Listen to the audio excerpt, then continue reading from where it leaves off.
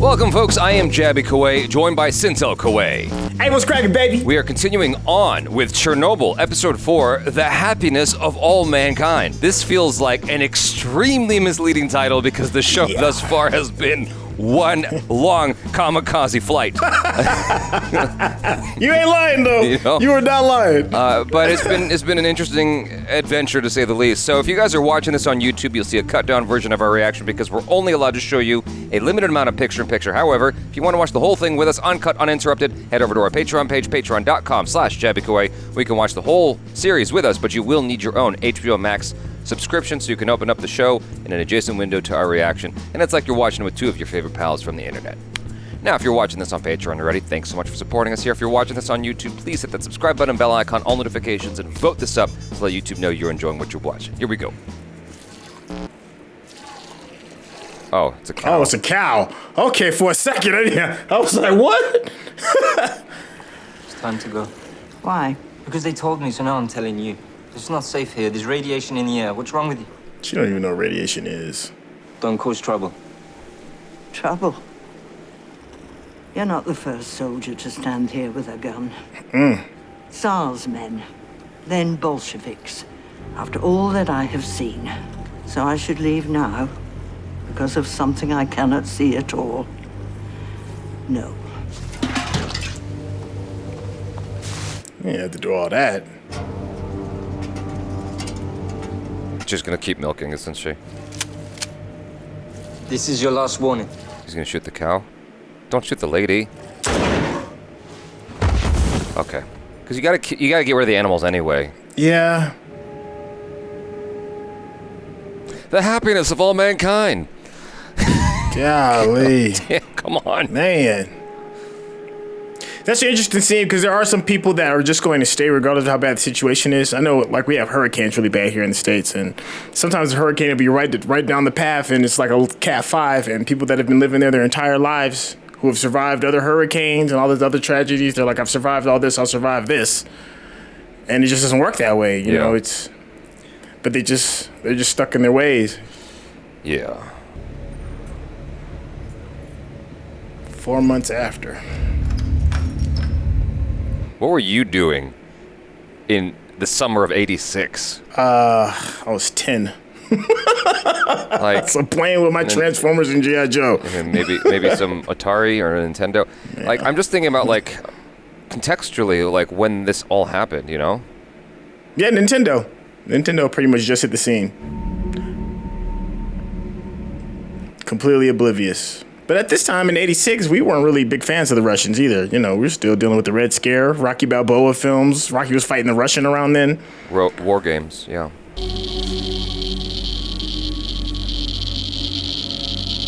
Ugh, all that radioactive water.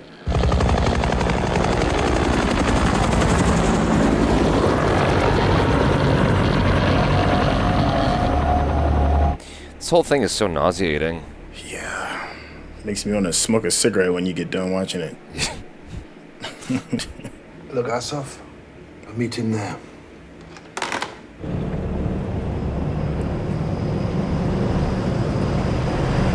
It's like the first time we've really seen the place relatively barren, you know, of people. The atom is a humbling thing. Not humbling, it's humiliating. Why is the core still exposed to the air? Why have we not already covered this up? Who's gonna pick it up? The debris on the roof is graphite from the core itself. It'll kill anyone who gets near it. The roof is in 3 levels. The small one here is Katya. 2 hours of exposure is fatal. Wow. Damn. Lunacard's STR-1s. They're light, and if we line them with lead, they can withstand the radiation. We couldn't put a man on the moon. At least we can keep a man off a roof. Robots only. What about this large section here? Masha. 12,000 Ron. Oh my God. Was that Damn. 5 minutes? If you were to stand there in full protective gear, head to toe, for 2 minutes, your life expectancy would be cut in half. By 3 minutes, you're dead within months. Wow. Damn. An amount of gamma radiation penetrates everything. Gamma radiation, good lord. If it's more complicated than a light switch, Masha will destroy it. It would be fair to say that that piece of roof is the most dangerous place on Earth. Damn. Jesus. And remember that fireman was standing next to a piece of the core? Yeah. The most dangerous place on Earth. I mean, that's not a joke at all. Like, that's not even exaggerating. 2 minutes.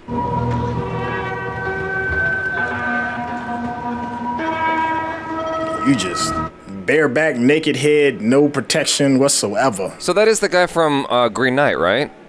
And Eternals? Same actor? Okay. Yeah, maybe. They showed him. They showed him in the last episode for a brief moment. 10181. It's all right. It's free. So he's just giving away free liquor to help him ease the pain, huh? Yeah. Bachu. Pavel. They had me in motor pool in Kiev, but then they... Not this bullshit. In Afghanistan.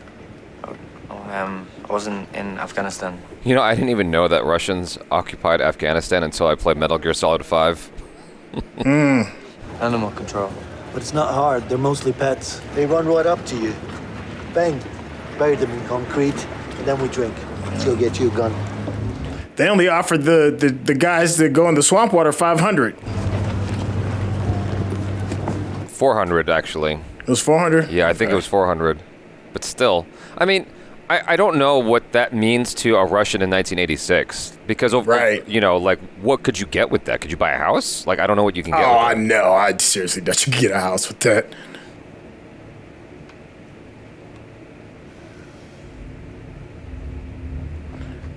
I remember that.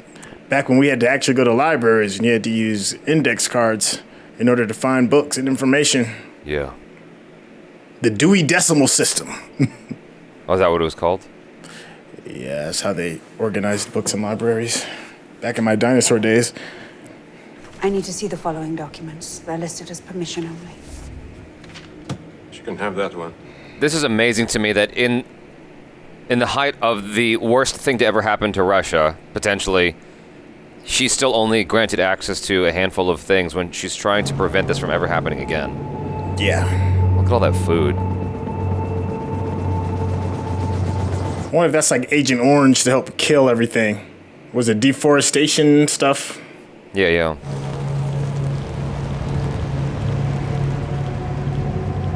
And who knows if that stuff could probably kill you too, the stuff that they're spraying. That's probably a piece of the core.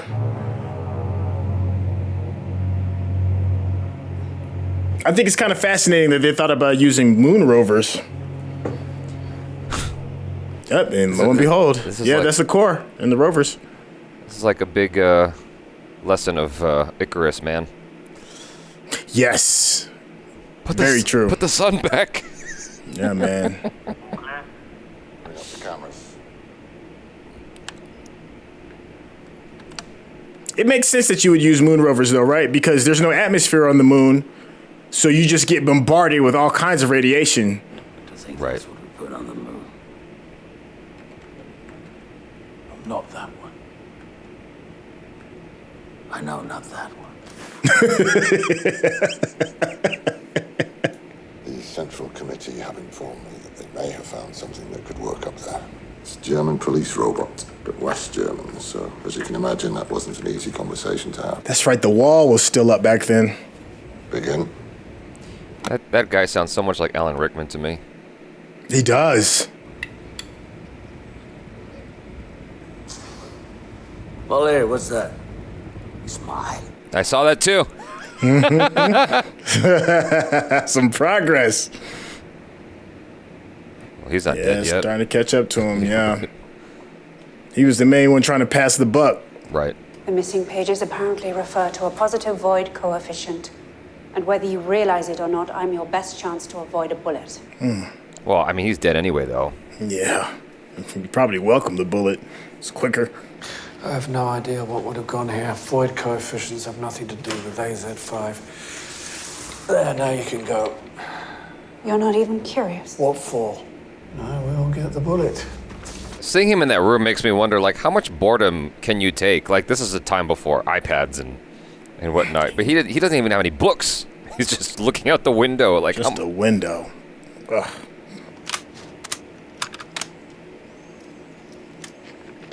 Oh, he's never done that before. I only have two rules. One, don't point this gun at me. That's easy, right? You can point it at this piece of shit. I don't give a fuck. Never mind. If you hit an animal and it doesn't die, keep shooting until it does. Then we're ready. That's an interesting piece of humanity this man just showed in a weird way, but it's very Russian. There's a Russian dude who lives in my building. Mm-hmm. I've been in this building for years. I have not ever seen him smile once. He always looks upset. Just always mad. That's just his resting Russian face.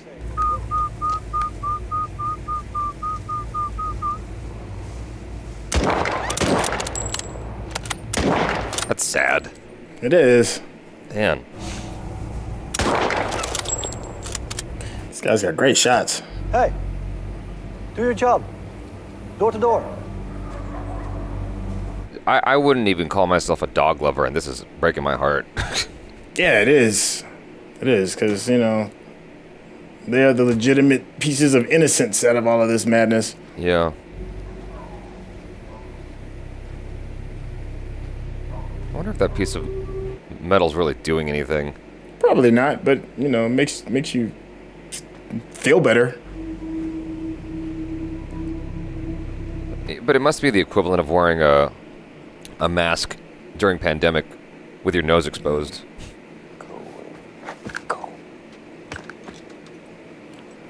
You gotta do it. I bet he's never killed anything in his life. Don't let it suffer. He said it. Mm-hmm. Don't let them suffer. This happens to everyone the first time. Our goal is the happiness of all mankind. I'm happy every day. I'm actually surprised the rovers are strong enough to even push the rubble. How much do you think the vodka helps with that circumstance? Oh, a whole lot. Whole lot.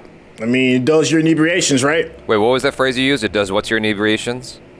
It's like, it dulls your dulls inebriations? Yeah. It was liquid courage.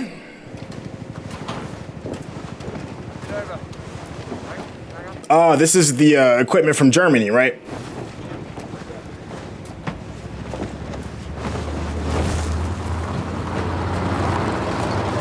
Ah, now that looks like it could do some heavy duty work. Yeah. Is it ready? It's ready. What do they do? They helicopter it up there? Like, how does it get up there? That's what I'm guessing. Yeah. Yeah.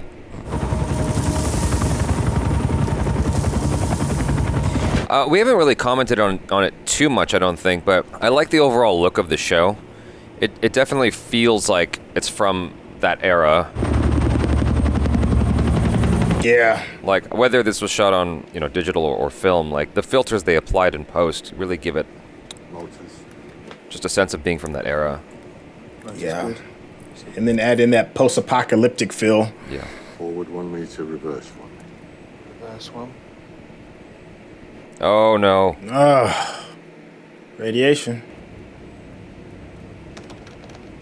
And what's crazy is you can't even get anybody up there to fix it. Did you lose the signal? It's dead. What? Just like that? Tell fucking Gorbachev! Tell him!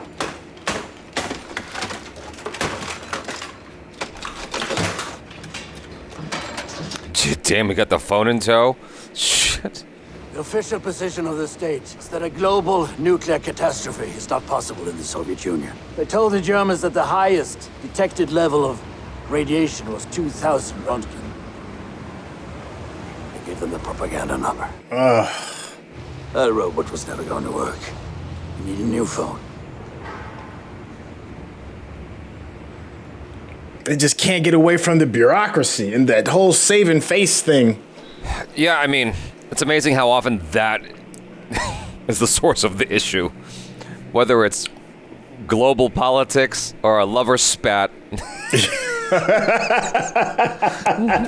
Oh, the truths. The truths. If we don't clear the roof, we can't build a cover over it. What about lead? Even if we're still talking about boiling metal in a helicopter, and it's lead, Boris, it'll weigh a ton. That's true. What if we shoot the graphite? into the hole. Let's go light that roof back on fire. Jesus. What are we talking about here? Why don't they have more help? That's so frustrating. They need like a team of people. If the Americans had that kind of technology, do you really think they'd give it to us? And even if they would, the Central Committee would never stoop to us. You know it, I know it. We use bio-robots, men. What, did I miss something? What are bio-robots? They're just saying men. They just have to use human beings, people. Oh, gotcha. It's another death sentence. Yeah. I mean, at this point, the death sentence of men you would think would be a little bit easier because they're all gonna die. It's just a question of when, right? Yeah. So the argument is just the time of death more so than the humanity of it all. Yeah, I didn't hear when he said men. I thought he said then. Oh. So, yeah, it's very different. Yeah, I mean, you don't have much of a choice, but that sucks.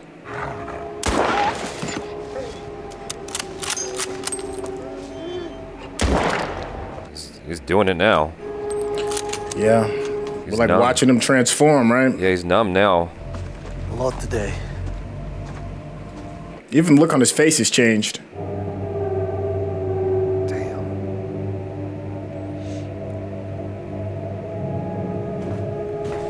Oh, man. What's he gonna find? Besides more animals.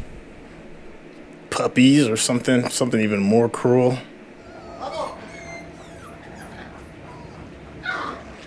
Yep. Just go outside.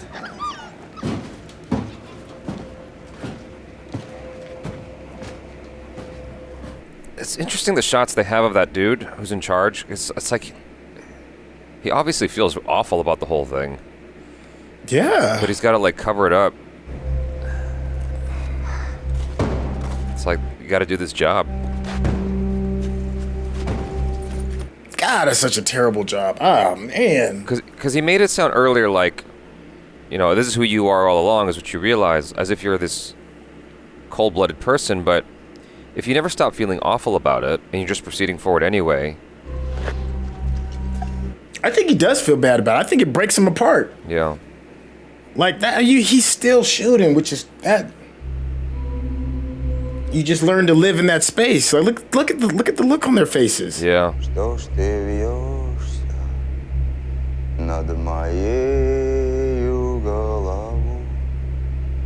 Oh. Oh my goodness.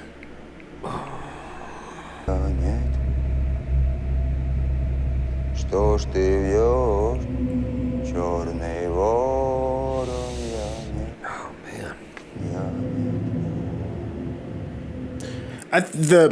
The writing to show, using dogs to show the humanity of soldiers is brilliant. Yeah. Because everybody, regardless of where you're from, you love animals, right? Yeah. There's no religion or region or anything that you can, belay your pity in animals just to be loved. You will each have no more than 90 seconds to solve this problem. Jesus. Ugh. Each of my instructions. God. This is for your own safety and the safety of your comrades. And they got women there too? When you get to the top, wait inside behind the entrance to the roof and catch your breath. You will need it for what comes next. This is a working area. We must clear the graphite. Some of it is in blocks weighing approximately 40 to 50 kilograms. Ooh. Do you understand your mission as I have described it? Yes. These are the most important 90 seconds of your lives. Commit your task to memory, then do your job. 90 seconds. I mean, it's straight up graphite, just straight up right next to you, chilling. I mean, you might as well be asking them to jump in a volcano. After 90 seconds, I will ring a bell. When you hear it, return immediately. Drop your shovels in the bin and proceed down the hallway for decontamination. Look how much there is.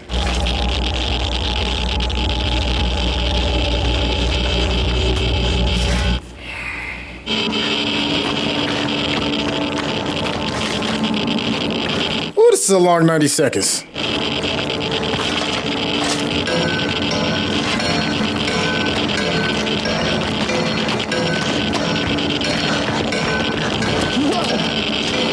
Oh, you put his hand in the ground. That's a wrap. Oh.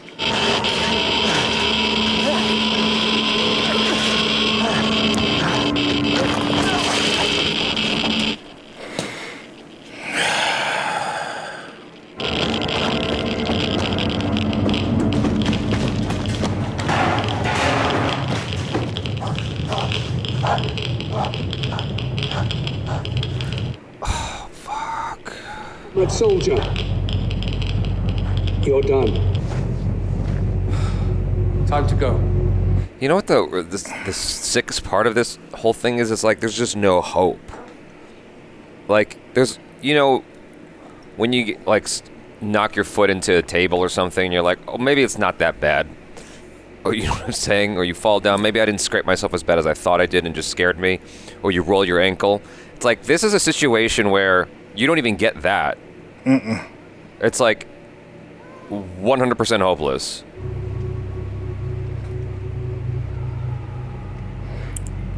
So this was 4 months, right? After the explosion. I lost track. They said the dates, and I forgot to. So she's probably, if she wasn't showing, she's probably, you know, at most 6 months pregnant, right?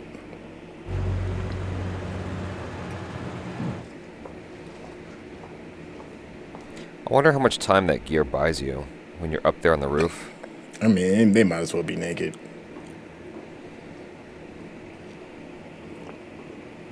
It made me wonder how they're going to deal with those larger pieces. Every decision, every button push, every turn of a switch. Are they guilty? Yes, of gross incompetence. Believe me when I tell you that I had no idea it could cause an explosion. None of us knew. None of you knew what? In 1970, an RBMK reactor at Leningrad, a fuel channel ruptured. There are 16 RBMK reactors running in the Soviet Union right now. Wow. You'll leave this information out in Vienna. They quietly let us fix the remaining reactors. Deal with the KGB. And I'm naive. Whoa. Men who had their moment and did nothing. Because when it's your life and the lives of everyone you love, your moral conviction doesn't mean anything. She gave birth. The baby lived for 4 hours. Oh. They said the radiation would have killed the mother, but the baby absorbed it instead. What? Wow.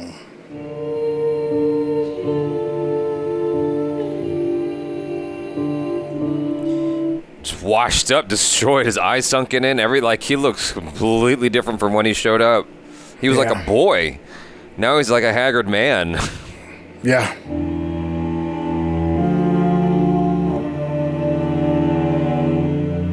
Man.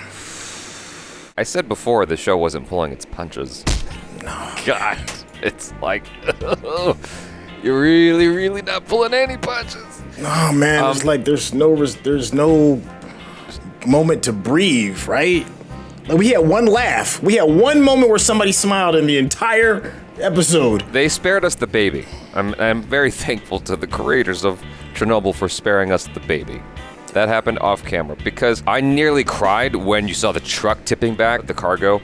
Yeah. And all the dogs are falling into the pile. It was just like, I've never seen that before. I felt even like nauseated from the whole thing. I hate to flippantly put it this way, but it's like these are the growing pains of the advancement of humanity, you know? Because we're, you know, I was just talking to a char about this the other day because there's this game called Far Cry Primal. I've had it in my PlayStation for a long time, and I decided to fire it up for the first time. And I'm playing this game, and it's just tripping me out how in a very short time span, all things considered, we've gone from figuring out fire and how to make a bow and arrow weapons to make meat to making entertainment about that process just 12,000 years later. That's, in the grand scheme of things, that's a tiny amount of time. Yeah. And so with that, you know, us being tribal creatures, you have a lot of these like weird things that we're going to trip over. You know, we, instead of working together to create the best situation possible, we're actively keeping secrets from each other so we are having the best weapon to fight your best weapon. Yeah. You know, in simpler terms, it's like two boxers like training. You know, they're not training together to fight each other. They're training with their own coaches, with their own money, their own branding, all that stuff to eventually come together at a UFC match. And so we're tribal creatures, and when we're tribal creatures dealing with Icarus level shit, like this is gonna happen. The sad part is, like, it's twofold here. It's like what we've been seeing throughout the show is just the fallout where people who have no interest in any of this stuff are being affected. Mm-hmm. They're just trying to get by. They're just trying to survive and live, have a family, and then they get affected by this thing that this small faction of people decided to do. Right. In order to have a weapon that will fight the other tribe. And then the hopelessness of it. It's like, when those people are up there for those 90 seconds, that was great filmmaking, by the way. Of like just following these random no-name individuals, like trying to just get this shit going. You hear that radioactive meter just screaming in their ear. Like, how do you focus when like your tool to find the thing you need is just like screaming? It's just raging. And when you get closer to the thing you're trying to find, you're like shaking hands with the devil right there. Yes. It's like, you know what I mean? It's crazy. Yeah. And then when her boot got cut open, I'm like, there's no hope. It's like, it's not, well, maybe it didn't hurt me that bad. It's like, no, you're fucked.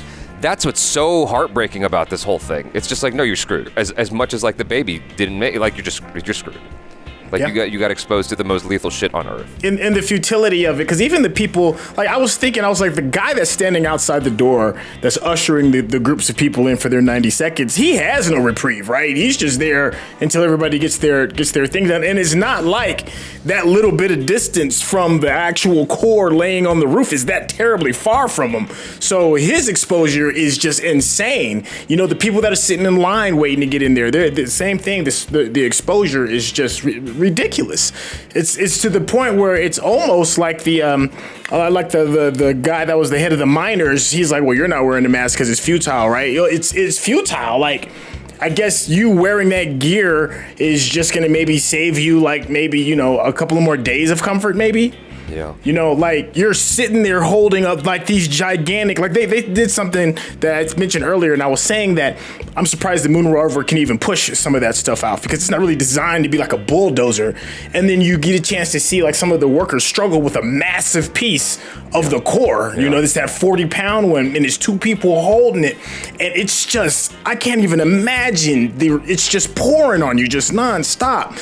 And then they did take a couple of moments where the guy did look over to the side briefly, and it's like, dang, like that little bit is just enough to absolutely, wreck you forever. And I love the way that they explained like how it affects the electronics, because we got a chance to see very briefly in the very first episode when they brought the chopper in. He's like, listen, don't fly the chopper over the top of it. And we know it's radiation, and for me, speaking for myself, I'm thinking don't fly over the top of it because you, the human being, is going to be highly irradiated. Yeah. Not even conceptualizing the possibility that the circuitry of these machines are going to be affected that greatly. Like the chopper was like obliterated out of the sky. Yeah. And it's doing this to machines, and German, like some of the best engineering in the world is German engineering, totally like wrecked it. So you see these things, and it's like, for 800 rubles, it's frustrating, and you feel bad, and your heart breaks. But somebody has to do it. It's that uncomfortable decision that like generals and colonels and all these people that lead men to war have to make. Yeah. In order for us to affect the greater good, I forgot the name of this episode has something to do with that. The happiness of all mankind. The happiness of all men, right?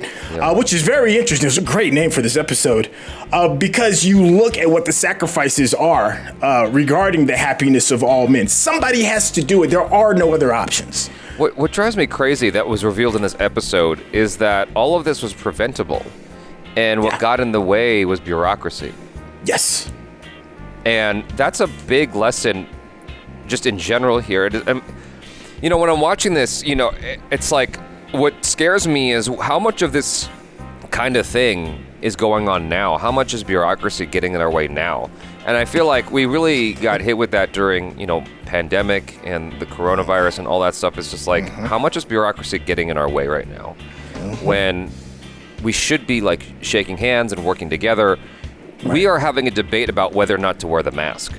It's like it just gets really crazy when there's politics around our survival. Yeah. And like the distrust with the government and the pharmaceutical industry, rightly so. Yeah. I mean, obviously we're vaccinated. all the way up the wazoo. Right. But it's like, I gotta be real with you. When the vaccine was first being announced, and they're like, okay, so you can go get your vaccine. I Courtney Wright, our mutual friend, was like, I'm first in line for that. Me? Hell no.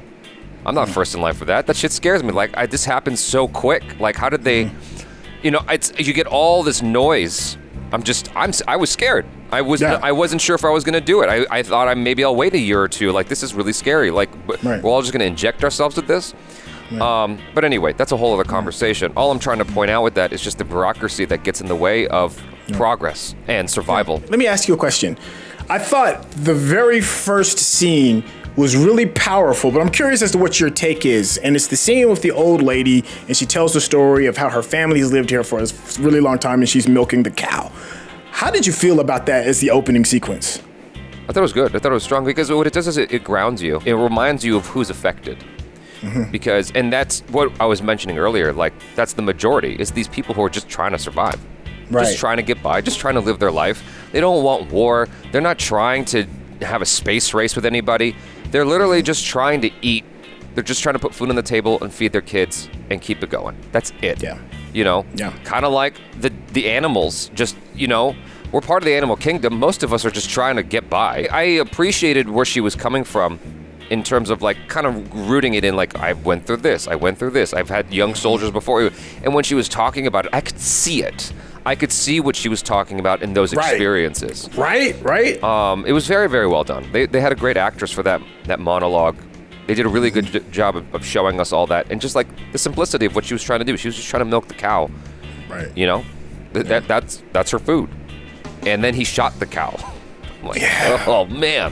Right. And it took the director took a time to really let that sink in, because there's a really cool shot as he's panning out as she's sitting in front of the dead cow, and she's not even moving, and it just slowly just pans out, and I guess he really wanted us, he or she, whoever may have directed this, they really wanted us to sit on that moment for a second. And we don't really know what happened to her. We're just assuming they drug her to the bus and took her to safety. But I thought that was just a really poignant moment. Like, I was like, okay, I'm meant to sit on this for a second. Between that was really powerful to me. The puppies really got me. I think the use of dogs is brilliant, because we as human beings, we put our tribalism, put so many things in front of the humanity of things, right? Of life in general. But the one thing that many of us can all agree on is that the love of an animal, the love of a pet. And you see these soldiers doing these horrible things to things that were former pets, things that was loved, and it just humanized the soldier's experience, because many people, especially if you've never met a soldier or never lived in a military community or anything like that, many people have like these stigmas regarding soldiers and the things that they do, and when they're just really following orders. And through the use of killing something that you love and beloved, in animals, and then taking this young guy who is not a soldier whatsoever, in this grizzled, hardened vet, and seeing that process of what these soldiers have to do in order for the greater good, and how it could just snatch your spirit away. Like, we saw that young soldier, we watched him transform from the time he was on the bus until the time where he's smoking his cigarette, looking down the camp and just reflecting. We saw him age. Yeah. That was just the quiet moments that they force us to have to go through is jarring, and it's really uncomfortable. Yeah. I agree. I think my favorite scene in the episode was when you had those no-named individuals on the roof moving the graphite. So there's this shot I wanted to ask you about, because I don't understand why we had it. Everything is very poignant in the show. At 17 minutes and 28 seconds, she's at the library, or with all the cards and whatnot, and she gets up and leaves her desk, and the camera lingers on her desk where she's not there. And I'm wondering why. Why did the camera linger on that? I'm looking at the frame and I go, okay, what's in that shot that I'm supposed to be paying attention to? Why did you stay on this shot? It's this long push-in around 17:25, and she leaves the desk. We see the chair, her purse, the research on the desk, and the out of focus behind the desk is like all the rows of cards of what'd you call it? The system that's used to find the books was the Dewey Decimal System, but card system. Yeah. So we see all of that, and I'm like, okay, but why? why did we linger on this shot? And it's like, it's a question kind of begging in my mind. I'm like, I want to understand why we had this shot. It's saying something, but I don't know what it's saying. Well, I'm assuming that this isn't necessarily a library per se, but a public records for the city or even the state or even the country in general. Maybe she's like at the epicenter where a lot of these government documents can be you have access to. And I think because in the time that we live in now, it's difficult to really understand the amount of data that our computers have, right? Because all we see is a screen and a keyboard. But in the old school days, back in like 86, you had a visual, physical representation of the amount of data that you have to sift through, go through, find, and all of that. Yeah. So I personally think that they showed that. You see all these rows of just these cards, and each one of those little holders holds hundreds of different type of cards, and each one of those cards could probably reference an entire book or an entire thing. So it's just all of the data that she's having to have to go through in order to find these small pieces to find out what's going on. Gotcha. That's a perfect interpretation, I think. That makes a lot of sense. Anyway, you helped answer the question thoroughly. You guys, thanks so much for hanging out. Hopefully you enjoyed that, or it was something. So, subscribe, please, bell icon, all notifications, and vote this up. I'm Jaby Koay. This is... Hey, it's your boy SYNTELL. It's a rough one, baby. Peace out. Peace out.